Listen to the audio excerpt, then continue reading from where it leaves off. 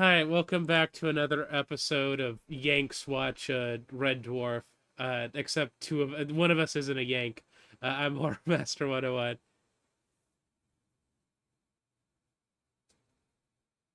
Zero. Okay. Besides giving no one, Yeah. speak. Is there a reason why you guys? Everyone was just politely waiting.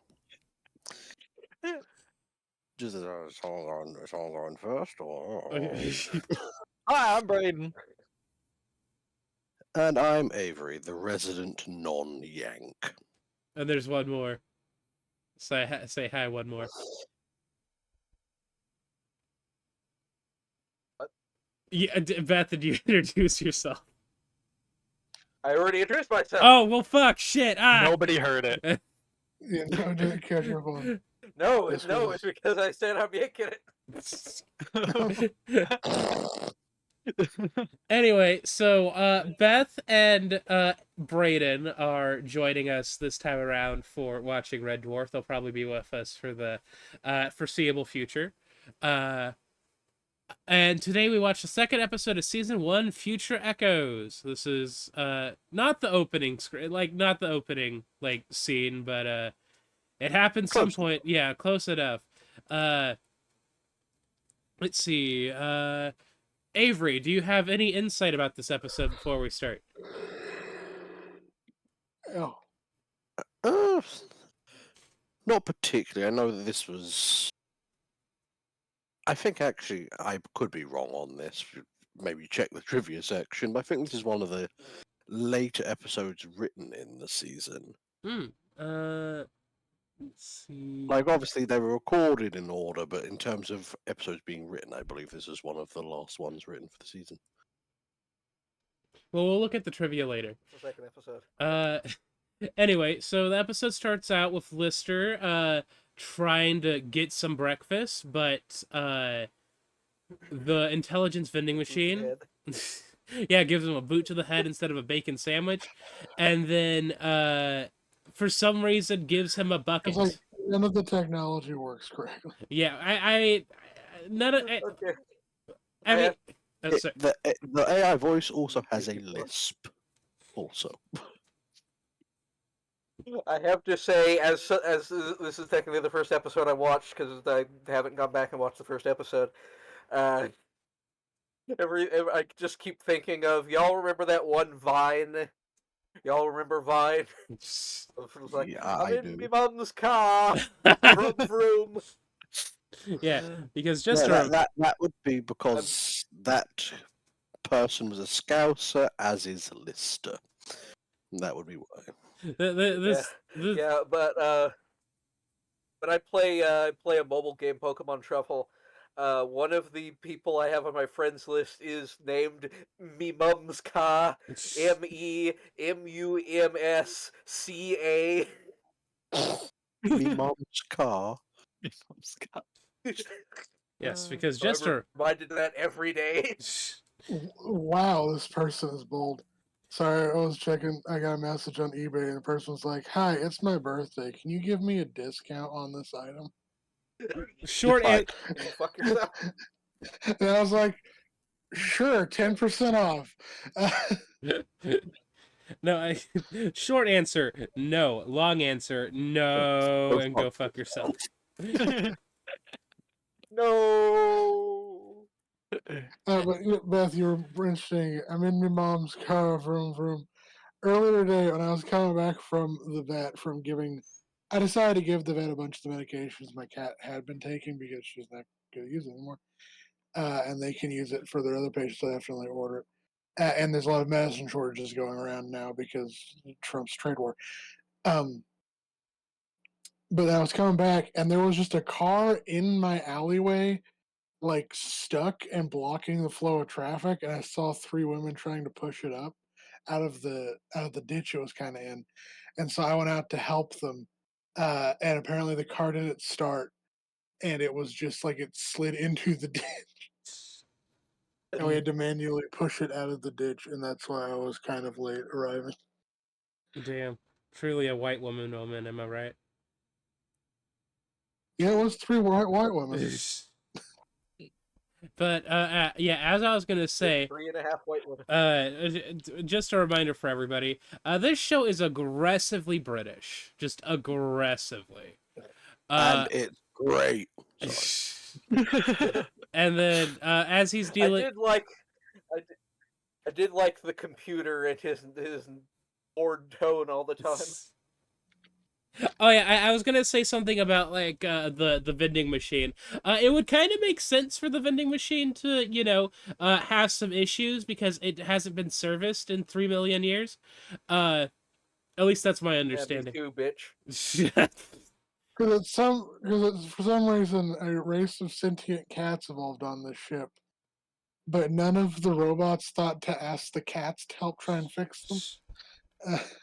Well, Yeah. Well, maybe the robots take care of themselves because they are sentient enough to unionize. Is that correct, Yeah. Avery? Yeah, they are. And as the vending machine said, these issues have been reported to the Scotters.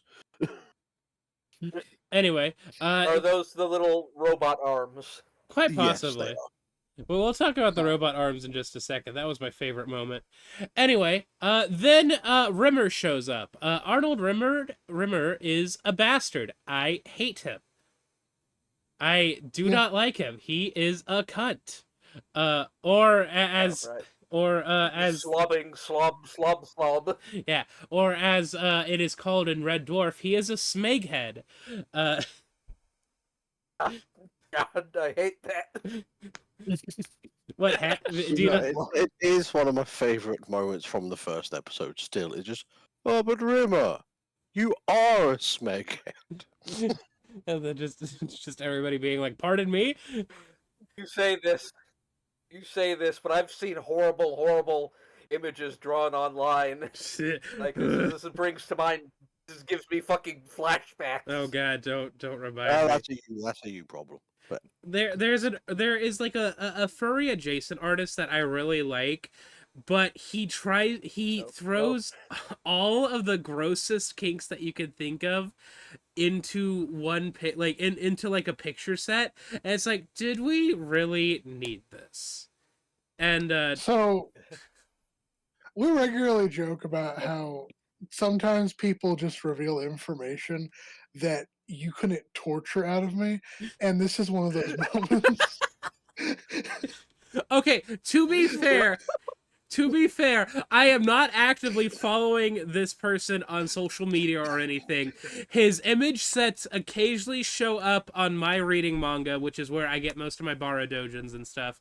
And I forget about this guy every fucking time. And I'm like, oh, this art looks interesting. And I start scrolling, and it's like fart and like inflation and smeghead stuff. And it's like, now I remember you. It's like fucking Ben Shapiro saying he can't pleasure his wife.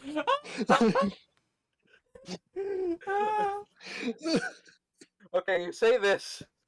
There are some of those things that I am into, and the problem is when they put too much of the other horrible shit adjacent to all of this in, where it becomes a problem. It's like, oh God damn it.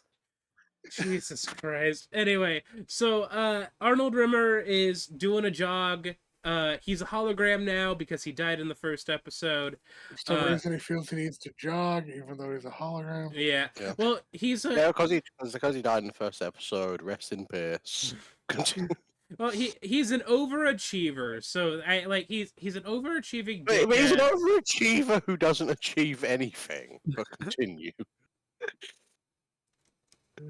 He's the worst kind of that loser you knew from high school, where instead of being a loser just accepting they're a loser that insists they're not a loser. He's the guy who's cosplaying like they have their life together. Rimmer would be in a pyramid scheme. Absolutely. Rimmer is like that smart kid from school that like in high school that would remind the teacher that there was homework, and once like the honor student, and now that he's in a fish. So he's not smart. He's not smart. Everybody else is just dumb. I've also never seen a kid do that. Really? No, I'm saying in literally the first episode, he fails his test. Well, that's because he has performance anxiety. I think. I don't know. Yeah, so do I, bitch. Anyway, after berating Lister for being a slob, apparently, once again, Lister, he's a dummy and an underachiever, but at least he knows he's an underachiever. He understands what he's doing with his life is what he wants to do with his life. Well, I mean, not necessarily on the ship right now, but he understands that he has low expectations in life, and that's fine with him. But he has a plan, though. He does have a plan. He has a plan to make it back to Earth, and fuck, where does he want to live with? He wants a farm on Fiji. He wants a farm on Fiji. He didn't specify what kind of farm. Just he wants a farm on Fiji and a wife. Hell yeah. Fiji. Hang on a second. Look something up. You keep talking. Okay. Then after Rimmer gets done with his run. I was about to say, I'm pretty sure at this point in the future, Fiji probably doesn't exist. Quite, yeah. It's an island. Rimmer did mention that in the first episode of, like, why are we going back to Earth? There's probably nothing left there. And Lister's like, yeah, I mean, there's probably nothing left there, but it's better than being here. But then Rimmer goes to bug Holly, who is the ship's supercomputer, about changing up his little holographic form to have clothing, and Holly's like, I'm trying to navigate us through light speed. Could you knock it the fuck off? And then Rimmer's like, no, could you give me a new suit and then a buzz cut haircut? And Holly's like, okay, fine. And then he gives him the suit, but then he gives him a beehive hairdo, which I like a good beehive. I think Rimmer looks good with a beehive. I know that might be a little. The bees are a vital, important part of our ecosystem. Bee bush.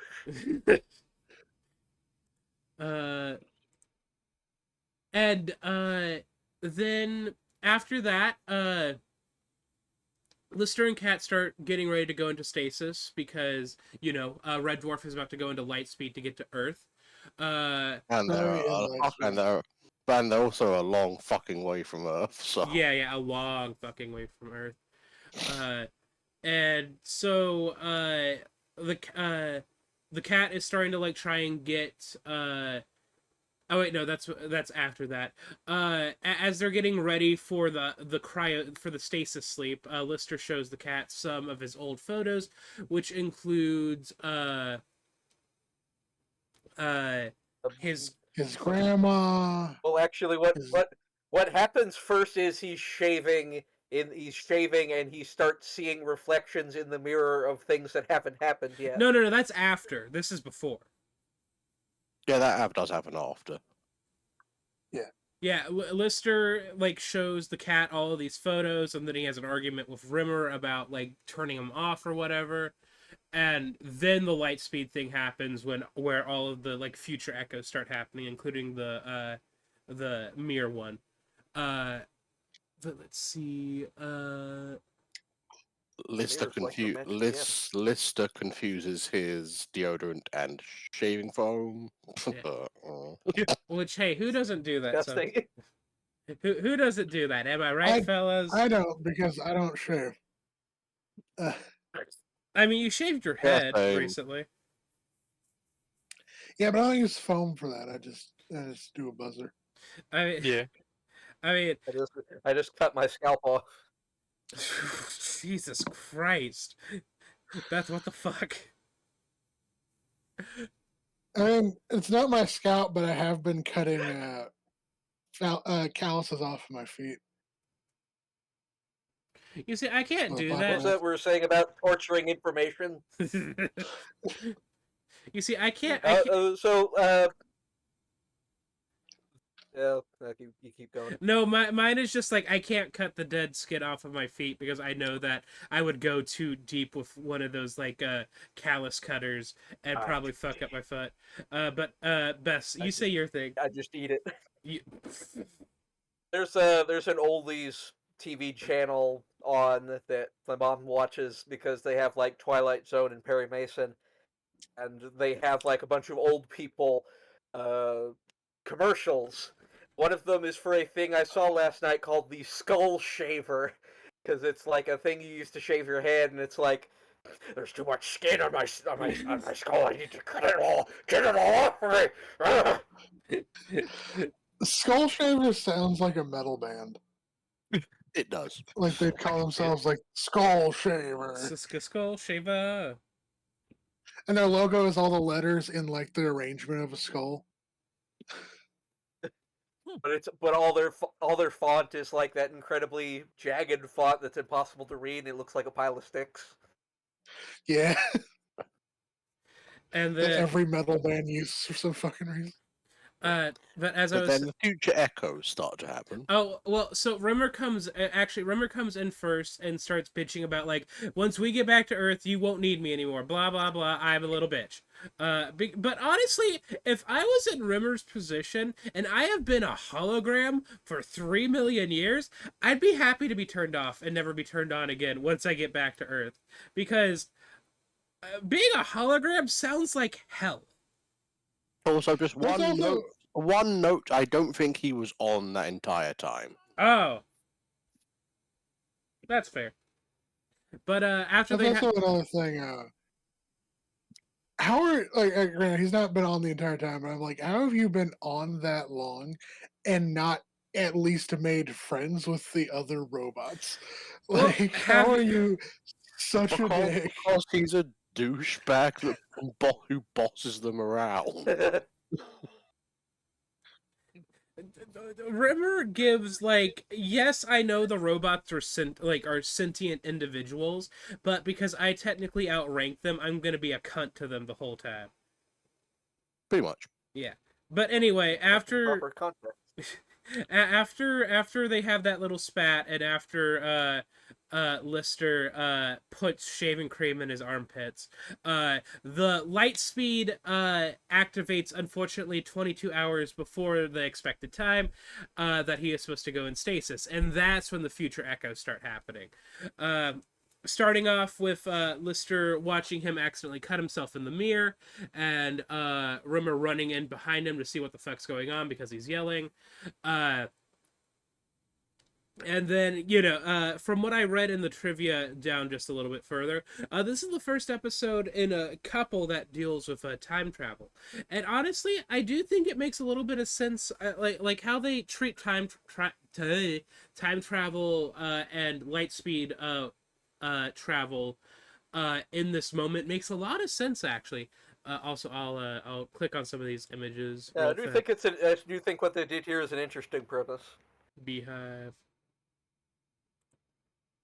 Is this blood? But because you're going faster than light, you're like catching up with your future, so to speak. I don't know what the fuck's with these. For some reason, this kind of gave me well, it's not similar vibe, but it's like a similar show that did something also kind of interesting with light travel was Steven Universe. Because there's an episode where they go faster than light, and all of the gems turn back into rocks, and Steven's freaking out.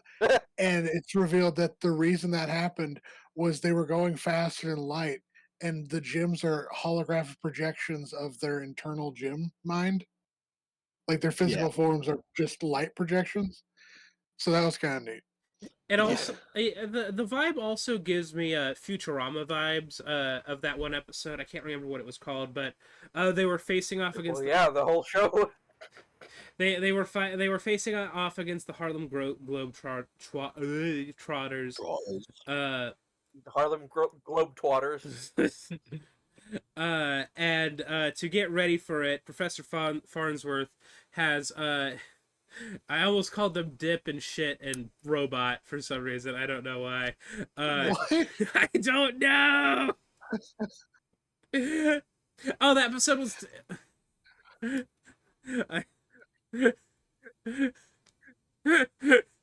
Hi, Layla. The other one. And Amy. Yeah. Time keeps on slipping. Zoidberg. Yeah, basically the premise of the whole episode is that they take like time chronotons or whatever to speed up the growth of these atomic super mutants. And in the process, the time stream keeps slipping forward in time, and nobody has recollection of it. I'm probably gonna have something to say about a Futurama episode every episode of Red Dwarf, so get ready for that. Yeah, probably. And then as I have to imagine Futurama was based on this show, partially, or inspired by it. Yeah. It would not surprise me if there was inspiration. Although to be fair, I think the later seasons of Red Dwarf aired at the same time the first seasons of Futurama did. Yeah, I think about the same time. Yeah. Time echoes. Time echoes. But as they once everybody kind of meets back up into the same room after experiencing some time echoes, which includes Rimmer and Lester having an argument, the cat breaking his tooth.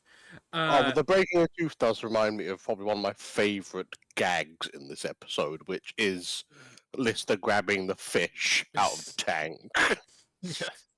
They all gather together. Fish are robots. Oh yeah, we forgot to talk about that moment. Yeah, because there's a part he has robot goldfish, and one of them stops swimming, so he like takes it out, shakes it around, beats it on something until he opens up and reveals that it's a robot. So you're like, oh no! Oh, okay, it's fine. I'm not gonna say no fish were harmed in the making of this, but because there may as well the fish when they're swimming are actual fish.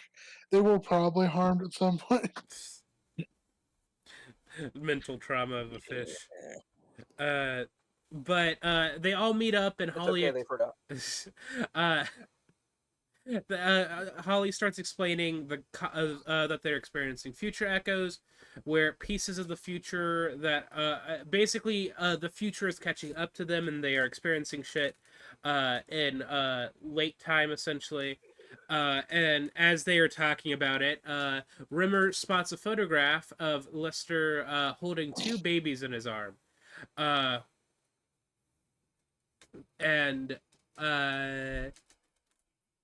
Which Lister has no recollection of. Yeah, of having children. And then they talk about how the cat breaking his tooth on one of the artificial goldfish seems to be one of those future echoes. But then as they're kind of going about their day, Lister is talking with two of the arm robots, and they're like, please don't leave us alone with Rimmer. Something happens, and Rimmer experiences a future echo of Lister dying, apparently. You forgot to mention the robots repeatedly smacking the heads in protest. Oh yeah, you're being left they just with start Rimmer. beating themselves against the wall. And then after that's a spoiler. Sorry guys.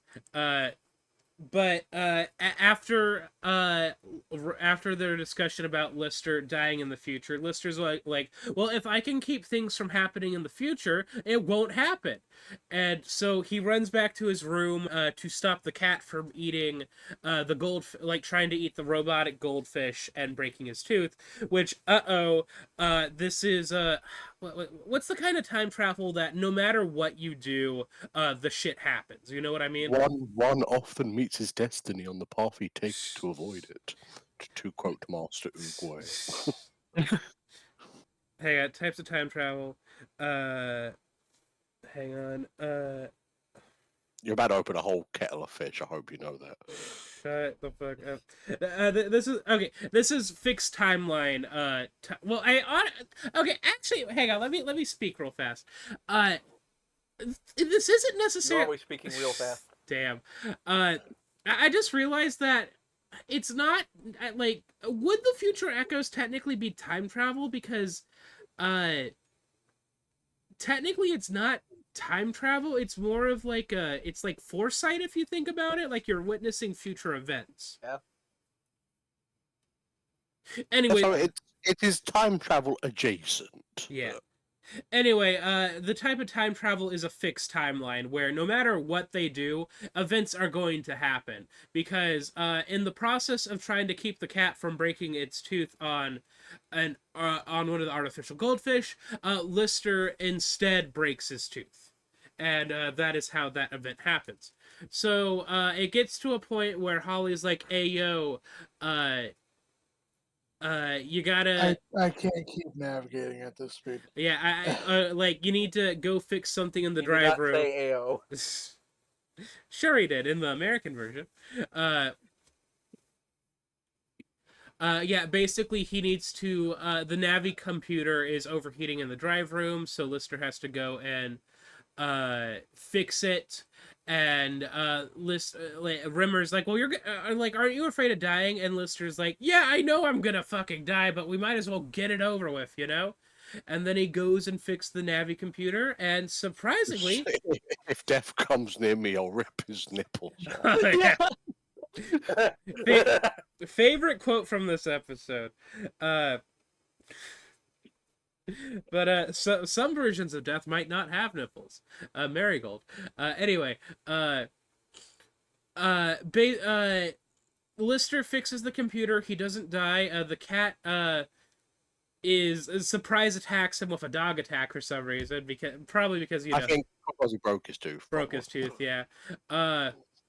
And then as they are returning to their bunk, trying to decide what the fuck happened, they encounter a very old Lister, who tells them it is very long dreadlocks. Yeah. So he's 173 or something like that. Basically, old Lister explains that the visage that the future echo that Rimmer saw, was not Lister, but in fact one of his sons. Let's see, Bexley, who is, I can't remember who he is named after. Avery, do you remember who he is named after? Jim Bexley Speed, which is like, I believe, a fictional music artist. Yes. In the universe. And he then, after telling him that they were witnessing Bexley's son, Bexley dying instead of Lester. I don't know why I keep calling him Lester. But then old Lister tells. Okay, I'll say, as this being my first episode of this unwatched, I'm still recovering from the fact that his name is Lister. I don't think I've ever heard a person named that. Oh, Bestie, you don't want to know his first name. It's Mo Lister.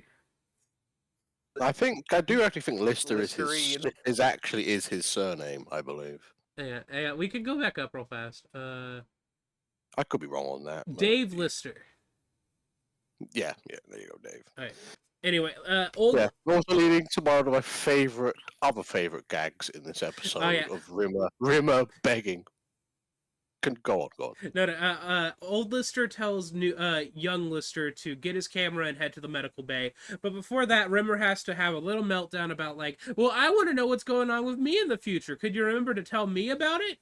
And they have this moment where old Lister starts to come closer and closer. And at the point where Rimmer's really close to his face, old Lister laughs and then he disappears. And then Rimmer gets pissy about it. Because, it is Rimmer, and it is the natural order of Rimmer to just be pissy about everything. But it is such a good.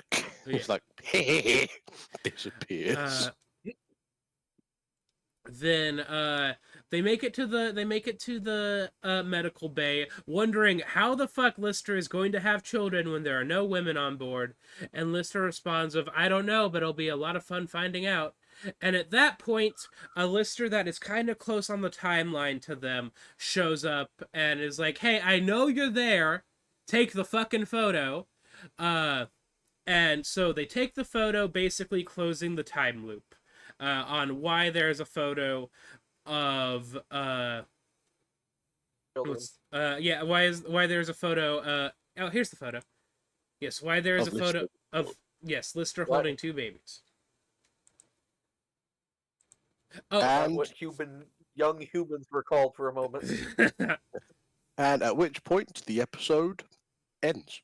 Yeah. Oh, Jim Bexley Speed is the name of Lister's favorite zero gravity football team. Yeah. So we get no information about what the fuck happened, like what was going on with this. Hopefully, a future episode explains it. Hopefully. But let's see, some trivia about this episode. This is the first episode to deal with matters of time travel and changing future and past events. Theory which will be used again in several more episodes, such as stasis leak, backwards, time slides, white hole. Ooh. All about those white holes. The Inquisitor, out of time. Tika to Ride, Ouroboros, Cassandra, and Lemons. I don't know what Lemons is gonna be about, but I assume it's gonna be sour. Let's see. Dave Lister mentions that he is 25 years old in this episode, not counting the time spent in stasis. At that point, he would be 3,025,025 years old. Lister is also said to be this age in the first Red Dwarf novel, Infinity Welcomes Careful Drivers, which is set in a different continuity of the television series, a bit set simultaneously. Avery, what can you tell us about the novel series? That I can't tell you a damn thing about. God damn it, why'd we even invite you to this? These are books published in the fucking 80s, okay? Oh, what were you doing in the 80s? You had almost 50 years to read these. You had like 40 years to read these. I think like none of us were alive in the 80s. They're not in print anymore. You're hard to track down. And I am just giving you shit, by the way, Avery. I'm sorry. Yeah, of course. But let's see.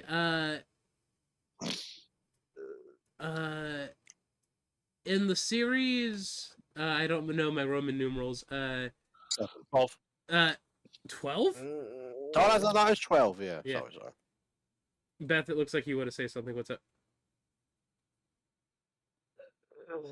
You pause the episode real quick. Oh yeah, of course. Like Okay, now that we have, I've unpaused the video, by the way. Now that we have given our plot synopsis, we talked about what happened in the episode. What did we think of Future Echoes? When does the weird geometric thumb guy join the cast? That would be beginning of. Well, he shows up at the beginning of season 2, and then he joins the main cast in season 3. All right. I assume I saw a tier list, so I assume we are ranking these. Yes. Yes. But I do think this is a pretty decent step up from the first episode. Put it in A at least. Okay. Was there a time skip like in the recording between the episodes? No, I don't believe so. Well, they did say this was like the second episode written, even though, or like the second to last episode written, despite it being the second episode or something. So the first episode. What did he say that? Yeah, but in verse, there might have been like a few weeks between them in actual timeline, but nothing significant. No, I meant like when they recorded them. I don't believe there would have been a significant gap. All right, because maybe it's just my memory being fuzzy. It looked like there was a jump in like video quality. So between the first and the second episode, could just be the files used on the player we've got. I didn't know if it was because it could be because the first episode is like a pilot. Yeah, that's what I was gonna say as well. Okay. I believe that's what I was thinking of. Like, okay, so maybe the first episode was like the pilot, and then when they finally got approved 5 years later, they had different cameras. No, it's not quite like that kind of gap. There might have been like a few months, but that's because like you go back and you watch like the pilots for various shows, and you can tell like, oh, okay, this was like a different quality than what the actual show came about like 3 years later was. That reminds me of, have any of you watched the Amazon Prime Tick series? I have not.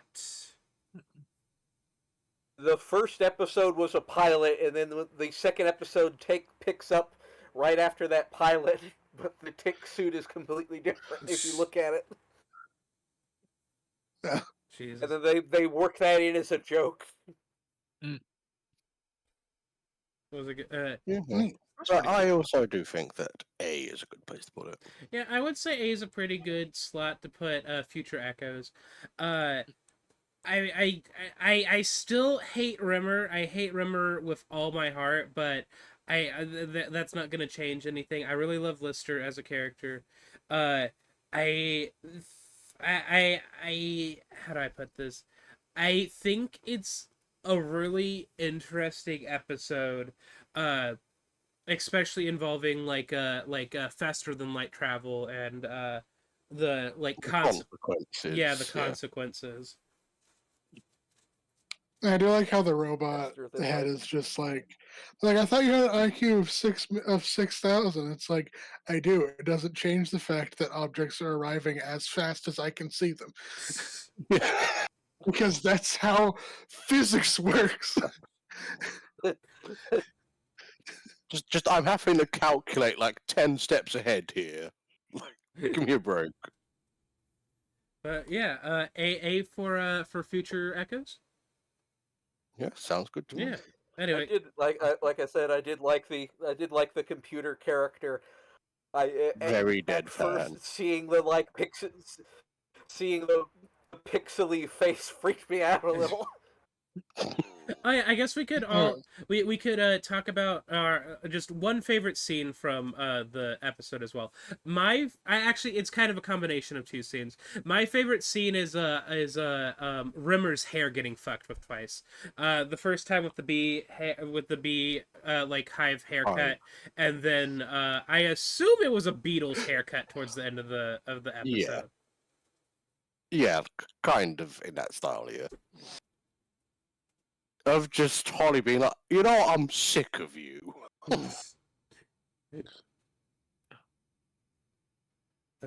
Yeah, I go on, Brad. Go.